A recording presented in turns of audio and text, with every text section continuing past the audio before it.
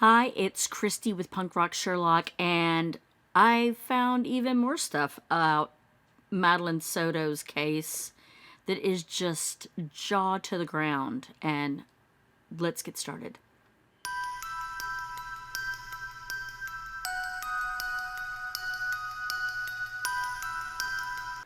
Well, if you haven't already, please click on the subscribe button. It would mean the world to me. Give me some thumbs up if you liked it. If you didn't, keep your damn mouth shut. I am flabbergasted. And it's shocking to me that there's so many pedophiles in this world under our noses. We don't even scratch the surface of how many are out there, and it is frightening that our children are suffering right out in the open, right under our noses. It's terrifying to me. The more that I'm learning about this case, the bigger the ball of wax it is. But oof. Starting out, there's some clips of him being interviewed on the news, Stephen Stearns, and he just sounds just so, it's like the fakest, awful, and at least he's trying to cry, where Jen, we get no tears really at all from her. But again, if it was me, I would be beside myself. I would be screaming. I'd even probably be threatening the person through the television if I was being interviewed on news. But, and if you listen, he sounds eerily similar to Don and Candace Wells and Chris and Katie Proudfoot. All right, the first question is if I can get your first and last name and spell them both out for me. Stephan Stearns, Stephan Stearns. All right, so Stephan, you seem very emotional right now. Explain to us. I dropped her off. Everything looked fine when I drove away. It's the last time we saw her. What were the conversations that y'all had in the car when you dropped her off? Not much. She was asleep for most of the way. Told her have a good day at school when she got out. I love her. She said thanks, love you too. That was it. And so where do you think she could possibly be? I mean, this isn't, as I was told, this isn't normal behavior. It is not normal behavior. She's not the type that would just run off. We don't know where she can be. We're scared. We just want her home. What has the conversation been with Jen since? She's been a lot stronger than me. She's been holding it together really well. And, but it just keeps coming in waves. Just the reality keeps hitting. And we don't know where she is. We don't know if she's safe. And we're just scared. We just want her home. Now, not saying anybody else is guilty. This is all allegedly.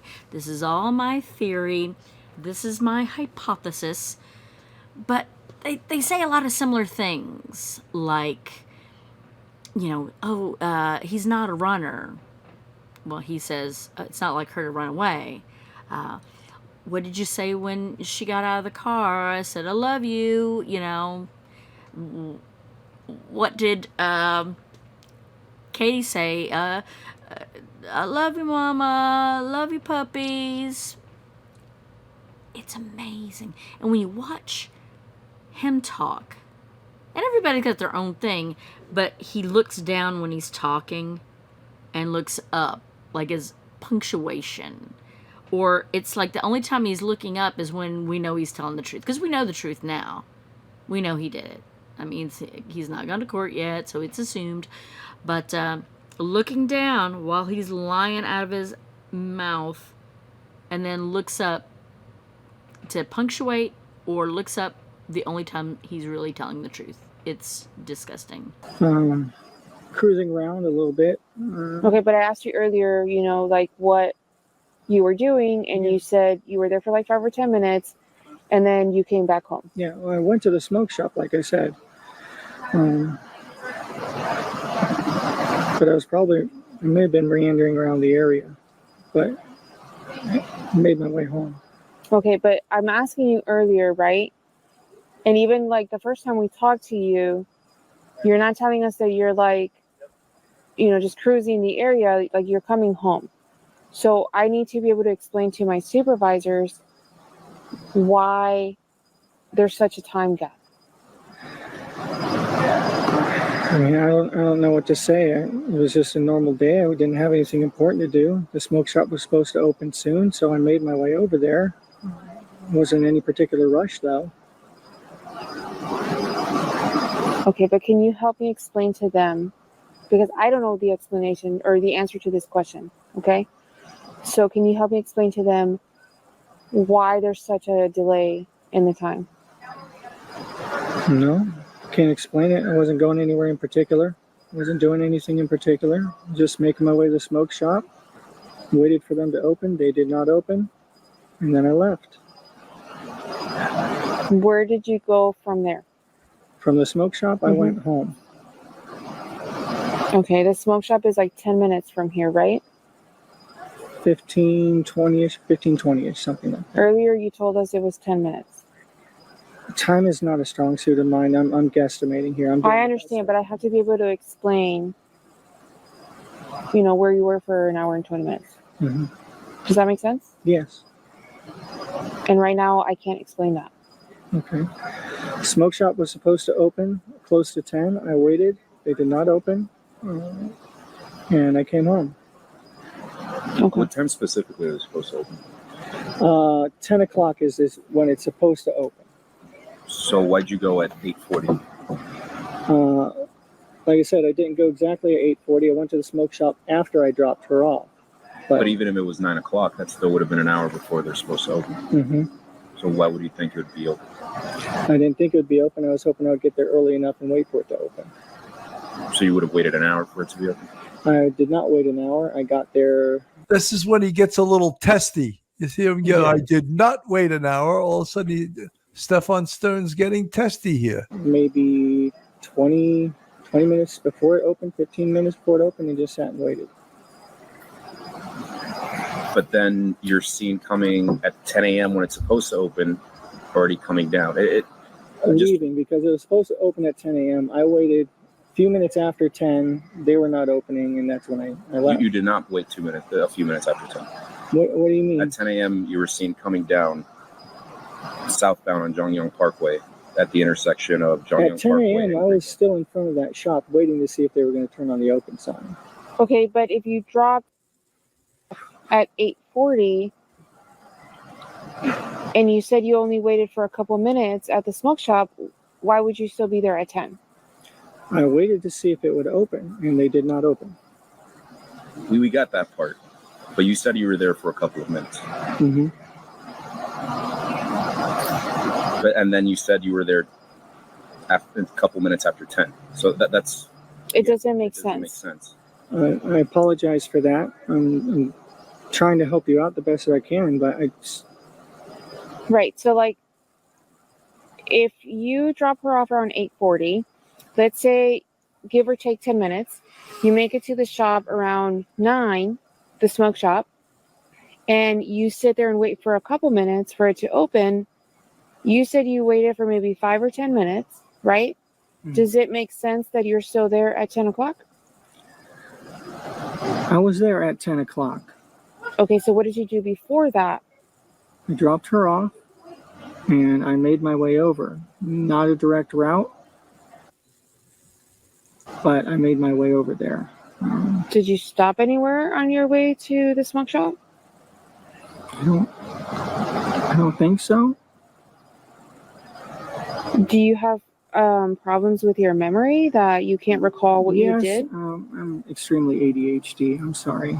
So just details start to get fuzzy after a while. Even the times I'm giving you are my best guesstimates here. I didn't have my phone with me at the time, so I wasn't aware of exactly what time. There's no time on your car? Transpiring. There probably is, but it's not my car. It's my parents' car. Speaking of disgusting. Oh my. So, she, I think it was Jen that calls or gets him to call the father, like, you need to help us. We can't go back in the house.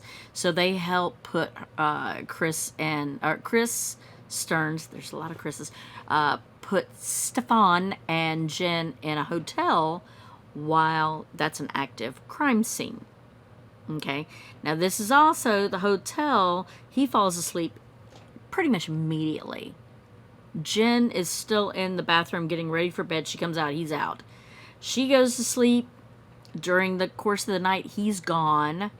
And we find out later he takes Jen's car, drives up to the parents' house because the mom states she heard noise in the middle of the night because the dog started barking. And they know that he went to the storage unit for about 10 minutes. And what the mom finds in the room is creepy, a little bit creepy. Finds a torso of a sex doll. A sex doll.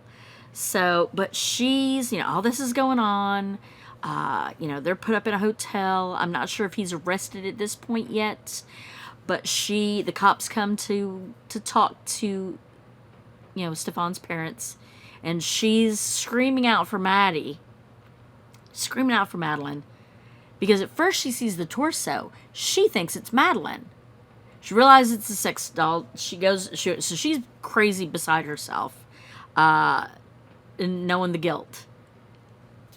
Super creepy. A lot of Jeffrey Dahmer vibes, in my opinion. And all right. Let's see. On our arrival, we observed a female, later identified as Deborah Stearns, outside her residence, calling out for a blank. I believe we learn later that she's calling out for Maddie. 2 vehicles were present at the residence. A tan in color Lincoln with that Florida tag, which was unoccupied and forward-facing in the driveway. The vehicle is registered to the homeowner, Christopher Stearns.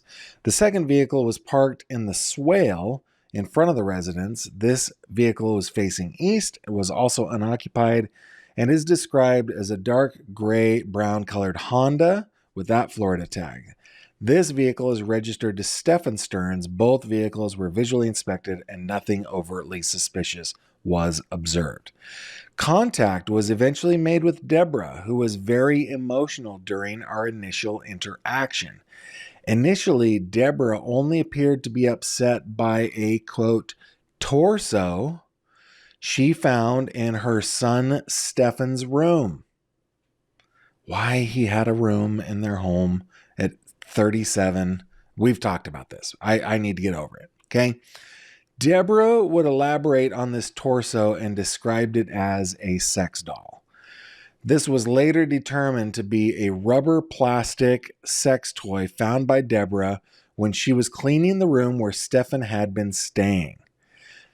What time did they arrive? I don't know that it says. Oh, yeah. No, 9:41. So Stephan would have been arrested by this point. Okay.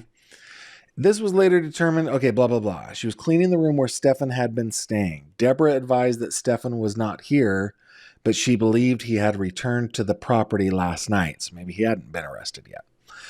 It was later divulged by Deborah that she awakened at exactly 3:19 a.m. this morning to her 5 dogs barking in a manner to alert her that someone was at the house. Deborah's husband, Christopher Stearns, was not home last night as he had ventured to Orange County at approximately 11 p.m. to assist their son Stephan with a recent housing crisis. Deborah permitted us entry into her residence to conduct a security sweep of the home. Nothing of evidentiary value was observed, and the room where Stephan resided was photographed to accurately depict its appearance. The 28 digital images were later uploaded to evidence.com. Deborah would later disclose that she and Christopher are aware of the allegations against their son Stephan, and that Christopher is currently being interviewed by the agency investigating the allegations. Deborah expressed her disgust at the crimes her son is alleged to have committed and is hoping that Maddie is found alive. Deborah opined that these allegations worried her to the point that when she found the torso, she initially believed it to be real. She was so disturbed. Okay. All right. First, we believe that Stephan Stearns on the 27th or 28th went to the storage facility on the 28th. We now also believe that he went to his parents' home at 3:19 a.m. on the 28th. We also now know that there was a torso that was used for personal pleasure, I'm guessing, in Stephan Stearns' room at his parents' home, and that his mother was so distraught over the allegations against her son having to do with Madeline Soto that she thought that it was real. And it was at that moment that she went out. Once she determined that it wasn't, I guess, she went out and started looking or calling for Maddie. That's when police rolled up. So we've learned a lot. You know, what's really creepy is, and I'll add some more clips later of what they found in the storage unit. A lot of material and blah. Dude is super creepy. So I did a video yesterday, so I don't want to rehash all that. You can go back and watch that one. But man, there's just so much. I haven't even gotten to. I've been trying to do research all day. Do you guys remember in the letters that we read between Stephan and Christopher Stearns and his mom, I think is named Deborah. Sometimes she would hop on there. There's one letter where Deborah hops in there and kind of takes him to task, right? Talking to him about, why do you let other people take the fall? We know that Jen was a part of this and you shouldn't be protecting her. Do you guys remember that? Well, to me, it kind of feels like Christopher Stearns saying that he lost the key months ago is the equivalent of him saying, and I'm not saying he is, this is just my opinion. My opinion is it's the equivalent of him saying, my key was taken by my son. I haven't been in there. All right. Stephan is believed to have been at the storage unit for less than 10 minutes before he heads back to Interstate 75. And if we look here again, guys, this is Interstate 75 in the dark blue right here, right? So this is his parents' home. The storage unit is right nearby. This is Interstate 75. So it says it was believed that he was only in the storage unit for about 10 minutes before he gets back on the interstate. At the time I arrived, Kissimmee detectives believed that Madeline may be deceased and her body might be located in the storage unit. So this is an indication, guys. I love good police work, man. I love good police work as much as I love good lawyering. I also hate bad police work. But anyway, it looks like the Kissimmee detectives, man, they were on this and they were looking for her. They were tracing his whereabouts. They found that his father's code had been used. They were looking, right? They were doing a very good job. Okay. Detective or Officer Chippendale then says, I assisted in searching empty storage units on the property with Sergeant Strejek and Commander Myers. Or I don't know if that's Strojek. I don't know how to pronounce that person's name. Commander Myers, nothing was found. I then assisted with reviewing Detective Sidjek's search warrant for storage number B124. The search warrant was signed and the storage container was searched with negative results in locating Maddie. Once this was accomplished, the scene was released and I cleared the area, nothing further. So they couple things on here that we learned that is important to me is that, one, Stephan Stearns went to that storage facility, or is believed that he did. He was there for about 10 minutes. What he was doing in that storage facility, I have no idea, but I would imagine that he left some evidence. And actually, my imagination is confirmed by some of the other documents. We're not going to get it. This stuff, including this data stick that includes the CSAM, was recovered from the storage unit by Christopher Stearns. He likely saw, because he would have turned it over to police. Oh man.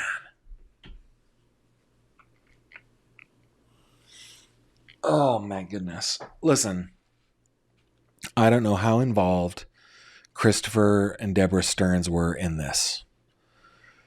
I kind of feel like they had their suspicions based on the emails. But if you found images of your son abusing like a little girl, I don't know how you would ever get over that. And I don't know how you would ever speak to your son ever again. I don't know. Maybe those parental instincts are just so strong. I'm sure they are. Oh my goodness. I've seen records that go back to 2019 from images, just what they found on his phone, not even the storage unit stuff, not even the Google Drive stuff, just what was on his phone. 1,700 images and videos of Madeline, right? So going back to the longest I saw was like 2019. So 5 years. She just turned 13. This has been going on at least since she was 8 years old. 8-year-olds, dude. 8-year-olds. Big Lebowski reference. And, so there's diary entries where Maddie, and I'll try to find some pictures of that to put up, that she's talking about. It's hard for her to even look at males that resemble her perpetrator, and she's got, perpetrator crossed out. She's rewriting some stuff, so I don't know if it's a journal for school or if it's her actual diary, but, just talking about all the symptoms that she's having.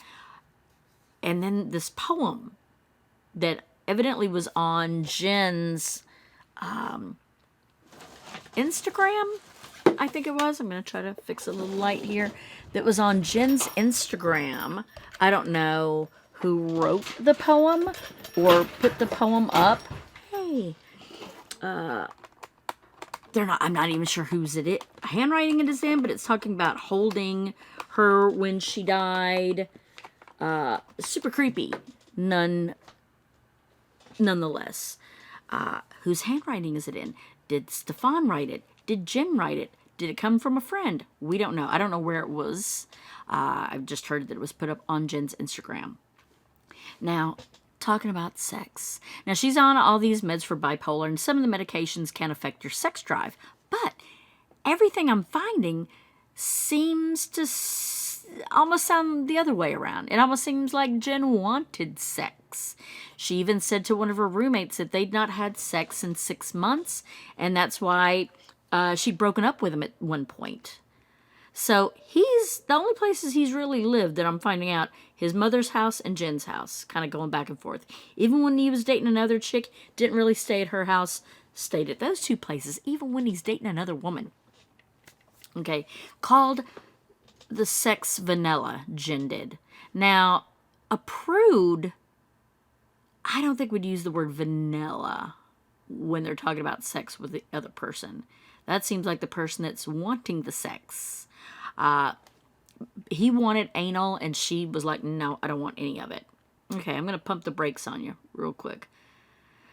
If somebody is that urgent, and maybe not, but in my mind, if somebody is so dead set on wanting anal over vaginal, are you gay and you just haven't come out yet? Or are you really into younger people that are going to have that tighter vaginal opening because they are smaller, because they're children? That's the two things that come to my mind. And I don't think either of them are off the table really right now. We already know there's so much evidence of him committing unspeakable acts on Madeline. No charges yet on Jen. But again, like in that interview, I mean, it's 4 in the evening. She finds out Madeline's nowhere to be found. So that evening, the body cam footage of the cops talking, there's no tears. I mean, she's jittering, she's shaking a lot, nervous. Or is that guilt? Because I would be like really beside myself. He's in the background. You can see him fumbling, cracking his knuckles, messing around. The first time I saw that, it screamed to me, oh yeah, you need to look at him. He's reading guilt. I mean, his arms, to block himself from the word, messing with his hat to kind of like cover up his eyes a little bit. Maybe he always wears his hat like that, but... And when cops would talk to her, she would come up with specific times, like, oh, he woke me up at 8:19 because he came in to look for a leash for the dog. Who says 8:19 a.m.? And just things that she said were rehearsed sounding. It sounded like she practiced it, or what she thought they wanted to hear. But she would look up a lot, and some people will look up when they're talking to, like, I will, like, to see, like, I'm replaying the image in my head, so I'm seeing it on a screen. She didn't seem to do that. When she was recalling things, she kind of looked at a different way. Watch the behavioral panelists. They are amazing. But her stories changed a lot. It went from her, oh, I saw my child last at 11 o'clock at night before I sent them to bed. Well, why is there a phone record of you texting Stephan to tell him to put her to bed? Why would you text if you were there in the house with her? You wouldn't do that. Could she be charged with neglect? I'd say at the very least. Now, the evidence against Stephan is pretty damning. I can't imagine losing this case. I can't. I mean, when you're looking for world's worst criminal, I'm sure there's other ones that are terrible. He's pretty bad. Video at the apartment complex or the townhome complex of him throwing things into the dumpster, where the cops go back later and they retrieve not only tire prints but also the backpack and one of her Crocs. The other Croc up in Jen's bedroom. He didn't even throw both shoes out. Idiot. The video of him exiting the back gate. Then 20 minutes or so later, re-entering the front gate. The guard sees Maddie's in there slumped over, but of course he's thinking, oh, she's asleep, because he forgot his clicker, is what he's telling the cop. He's telling Jen he forgot his phone, and that's why he went back. Well, just amazing. And then also when they're going through, they're finding shredded tire at the dump location, where between the bamboos, and this is where the eyewitness saw a car that matches his description, a man matching his description near the dump location of the body. Video of him, oh my gosh, at a hotel, and an eyewitness watching him carry a limp female body to the trunk. I mean, if you couldn't lay out more, but he kept his phone at home so to not ping towers, so I'll give him at least that little bit of credit. Another thing that is very similar to the Sebastian Rogers is the mother didn't go out to search. She said, Jen said she wanted to be home just in case Madeline showed up. And it doesn't appear that Katie has gone out to do any searches either. Hard to search for someone when you know where they are. And just, they seem so calm. I mean, like the big breaths before they spoke. Both the moms were, Jen, was doing doing her leg, which is making her body jerk. Katie's doing the rocking back and forth. Very similar. And evidently there is, not that I don't even want to know this exists, there's a thing called telegraph I think is what they're calling it, is where these predators, they'll go and they'll exchange photos and videos.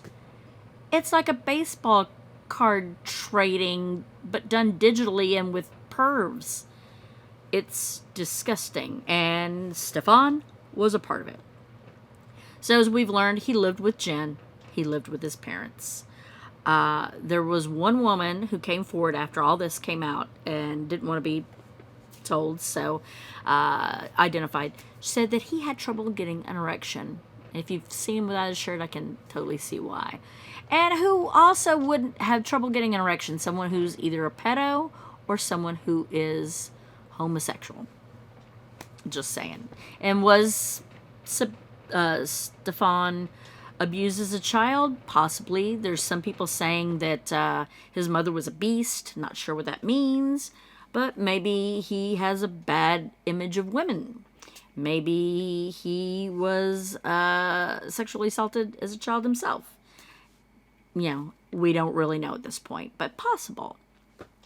So he's telling her, the ex-girlfriend, who he met at Disney. They worked together at Disney. I'm finding out now, yeah, it was the park. He was a ride operator. He was, wow. The one person you definitely don't want around children. And he has a job where he's constantly around children. Frightening. So he's telling her that, you know, he couldn't spend the night with her because he had to spend the night at Jen's house because they didn't want to be alone. This is before I found out she has 2 roommates. Anyway, so that Maddie couldn't fall asleep unless he was cuddled up next to her. Dude. Freaky. She said she had enough when one day he told her that, you know, he was in bed with Madeline and he woke up and he had an erection. He was turned on by her. He had to turn over the other way to get out of the bed. That's when she was like, you know, I'm not talking to you anymore. What a freak of nature. And he worked at an amusement park. The anal, I mean, that just screams to me, dude, you're in the closet or you're ped. Or you're both. Maddie was only 8 years old, maybe even younger. As far as like I said, all the documentation I saw was saying 2019 was the earliest. So that's at least for those photos that were on his phone. So if maybe he's got another phone and it goes back even further, who knows? But I'm sure they're going to find. Seems like all the other stuff that they found, the 35,000 other images, none of them were Maddie. It's almost like he's a jealous boyfriend. You know, I mean, Jen comes across as a very needy woman. And, you know, maybe just anything just to have the guy there. And even so much as to, yeah, okay, you can sleep with my daughter. Just stay with me. And he said that, you know, she had said that Madeline would confide in Stephan, even telling him about a boy that she had a crush on, where she wouldn't tell the mom. And I wonder if that made him jealous. There's competition. She also just turned 13. Maybe she was getting too old. She was going out of his area of interest. Maybe he didn't like girls that were that old, you know? A lot of factors here. Did he have a job while they were dating? We know about the Disney, but it didn't seem like he was working at that point. And just to hear his parents and he trying to shift the blame or lessen his blame, saying things along the line that, you know, Jen's involved and her and her, you know, folks, you know, covering up. I'm like, wow, you're trying to lessen how horrible your son is. Your son molested a kid and murdered her. Possibly. This is allegedly. But, see, pedophiles, they tend to have, like, a preferred age. It could be linked from when they were first abused. Like I said, then the child gets older and they move on. He's possibly in Arrested Development. Maybe he is physically 37, but maybe he didn't mature past 13 himself. We don't know. He self-proclaimed he loved his games, which a lot of men do. I've always said, if you're seeing a guy and he's not having sex with you, by his choice, he's having sex with somebody else. Just saying. And now he's been messaging, talking about how he complains about jail and his bed there and the food. He started complaining day one in jail. I'm like, oh, it's not going to get better for you, buddy. Especially if you are convicted and they find out about you being a pedo. Yeah, your time there is not going to be pleasant, as it shouldn't be. And it's Florida, so death penalty is on the table. Especially if they push all the pornography stuff first. That could make the murder charge seem like more of an aggravated. Yeah, this is just more building. So they've got 1,700 images on his phone, images and videos. So over 60 charges of abuse alone. 60 charges alone. Thousands of images on this Google Drive. Was he selling those images? Was he trading them? We don't know. But hopefully this has led them down a rabbit hole of other predators and then get them off the street and get them arrested too.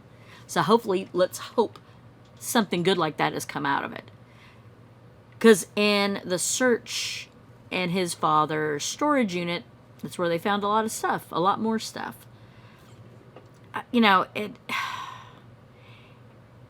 Everybody's story's changing. Stories that Jen said of when she saw Madeline last has changed. His story of like, did he forget the phone and that's why he went back? Did he forget the clicker and that's why he went back? And that poor guard to not realize that she was deceased, strapped into the seat. But I mean, would you really think that? But I mean, he's got to be kicking the crap out of himself. And get this. Stephan Stearns, when asked about his living situation with his family, he goes, he's living with his parents because, they're getting up in age and they're making their end of life plans. They're in their 60s. I don't think they're thinking they're going to die anytime soon, but So back to Jen. No sex was, he just, I guess some attention from him was better than no attention at all. She just seems very needy, and she's bipolar, which is no excuse because I'm bipolar. And I would rip somebody in two if they tried to touch my child, Even she's a grown adult today. If somebody tried to touch her, I would rip them in two. I'd rather be alone than put up with a molester or worry that my child's safety would be a concern. And that should be any parent. So, no charges yet, but there could be. I mean, it seems like there's a lot of charges out there available. There's failure to protect, neglect, complicity through omission. So there's may not be any charges on Jen Soto yet, but I bet there will be. And when he was getting arrested, or when they were looking at the phone, his phone, and they were starting to get worried, Jen still had her phone. So she's calling Chris's dad to say, you better get him a lawyer. I'm pretty sure at this point she knows what's happening. And she's assuming. And you're protecting him by telling the dad that he needs a lawyer? Oh, if I thought for a second, his head would be through that window. And that window would not be open, let me tell you. Poor Maddie. I mean, just turned 13. And she'd been telling her friends that when she turned 13, she wanted to leave home and go live in the woods. And that was in her phone. They found that in her phone. That's not kids' hearsay. She literally said that. And friends were saying that Stephan was constantly calling and texting Maddie. Does that not sound like a creepy, possessive relationship? It does to me. It almost sounds like he's as much in a relationship with Madeline as he was Jennifer. Maybe more, because we know more was happening in a sexual nature. And he kept that story of, oh, she was sleeping on the way to school. How far was school? What, 10 minutes? And I think it's because he wanted, if cameras are going to come, and if she's going to be slumped over, I can use that excuse of, oh, she was asleep. And bless her heart, I mean, a lot of young girls today are starting to develop a lot earlier. And it seems like that may have been the case with poor little Madeline. And that had to end up being, a problem. I read somewhere that students were even, like male students, were kind of like bumping into her, rubbing up on her. It's just so hard to be female. It is so terribly hard to be female. And that you can't even be safe in your own home. That is just heartbreaking. And that there's a whole dark network out there that are feeding off of images of pure children. One, probably because they can't get someone their own age. But two, how sick and deprived these minds are. And they can't be fixed. There have been so many psychological studies that have said that pedophiles are damaged. They can't be fixed. There's no amount of therapy that can fix them. So if it was going to happen, I'm glad it at least happened in Florida. And that sounds terrible, but oh well. You've got two people that are just terribly damaged. Jen Soto, who appears so needy. So needy that you would put up with someone harming your daughter. And I don't know anything about the bio father. Do any of you know anything about it? I've not heard mention once of a biological father. Maybe she doesn't know. Maybe she never had a relationship. Maybe he's deceased. I don't know. But I just know this monster. And yes, both of them are monsters in my opinion. If you can't show any emotion other than fear, and it seems like it's self-preserving fear on Jen Soto's face. It just seems like she's more, do you believe me? Do you believe me? Like, am I in trouble? Is this, just that wide, I mean, she's not even blinking in a lot of these videos. I mean, but it's not the mournful, like, grief. It's the literal deer in headlights look. Fight, flight look. And him, he's just sobbing, probably because he realizes he killed somebody. Again, hypothetically, or allegedly. But it's just, there's no fixing them. And I hope the book is thrown at them both. And even, the parents had to know. What 37-year-old man is still living in a room in your house? You go to clean his room, he's 37, and you still clean his room, and you find a sex doll? God knows what else was in that house. And maybe that's why he went to the house, to try to either leave evidence or get evidence. But again, who doesn't get out of bed when you hear someone 3 o'clock in the morning in your house that your dogs are barking? The family, But, bless her poor heart. I know that is a horrible way she had to live for like nearly half of her life, her short life here. But this is what I'm finding out. I hope you found this interesting. Hopefully there will be an end in sight soon. I'm sure, I can't imagine with all this evidence that he's not convicted.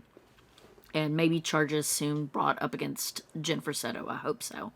But thank you for watching. And if you, like I said, if you haven't already, please subscribe. If you want to help the channel by donating any money, that would be greatly appreciated. Thank you so much. And check back and watch me again. Thanks.